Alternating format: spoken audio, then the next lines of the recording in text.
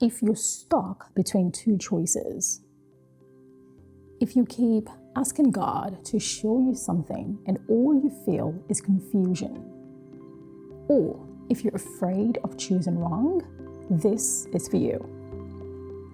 Because most people don't have a decision problem, they have a courage problem. And today, I'm going to show you how God teaches us to move through the life of Abraham.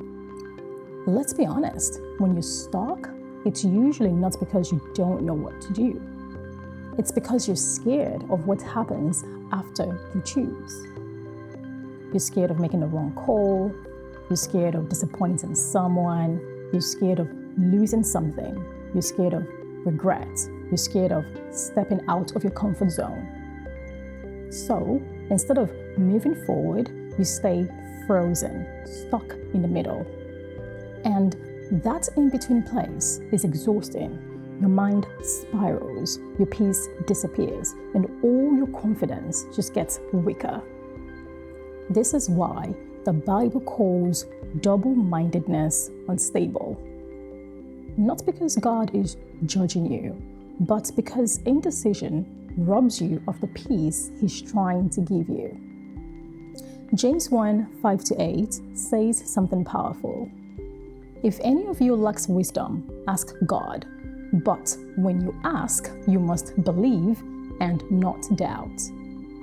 Then it says, a double-minded person is like a wave of the sea. Waves don't choose their direction. They're controlled by whatever pushes them. Wind, tide, storms.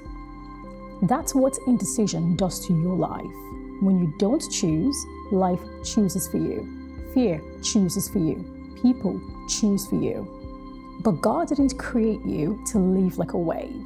He gives us a different model, and Abraham is the blueprint. When God first spoke to Abraham, notice what He didn't give him. God did not give a map, a destination, a name, a timeline, a strategy, or a sequence of steps. God gave one instruction. Genesis 12:1. Go to the land I will show you. That's not a plan. That's not a 5-year roadmap. That's one step. Abraham didn't say, Lord, where exactly am I going? He didn't ask, what if I choose wrong? He didn't want more details. He made a decision with what he had, and everything else unfolded after he started walking. Here is exactly what Abraham received later, but only after he moved. After leaving home, God revealed the destination was Canaan. After walking through the land, God promised descendants as numerous as dust. After separating from Lot, God expanded the land of promise. After offering Isaac, God revealed the ram and reaffirmed the entire covenant. Each time, the pattern was the same. And this is our first nugget for today. God responds to motion, not hesitation. So, how do you start moving when you feel stuck? Here is a practical nugget you can use right away. Stop waiting to feel certain. Instead, run your choices through these 3 filters. Filter number 1. Is this aligned with who I'm becoming, not who I used to be?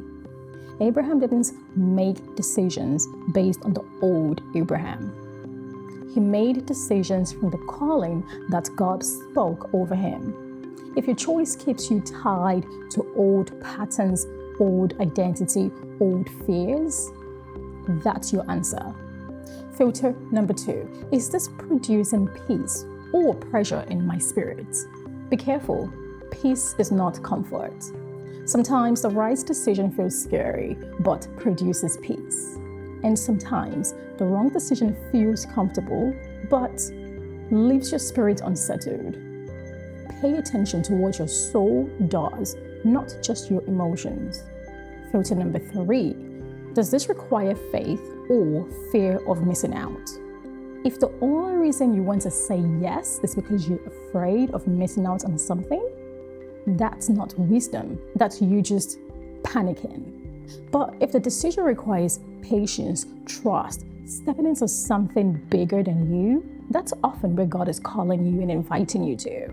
Let me tell you something freeing. Sometimes God doesn't give new instructions because He already gave you the first one. And Abraham's life proves it. Example 1. He left Haran first. Only after arriving in Canaan did God say, "This is the land." Example 2. He walked through the land first. Only after that walk through the land did God promise descendants like dust. Example 3. He climbed Moriah and lifted the knife first. Only then did the ram appear. Movement unlocked instruction. Faith unlocked direction. This is the core nugget in action. And this all leads to the most important nugget you need to hear today. The one that will free you from the pressure of needing the perfect plan. When you don't know what to do next, do one thing. Take the smallest step of faith in the direction of peace. That's it. You don't need to know the whole plan. You don't need to make the perfect choice.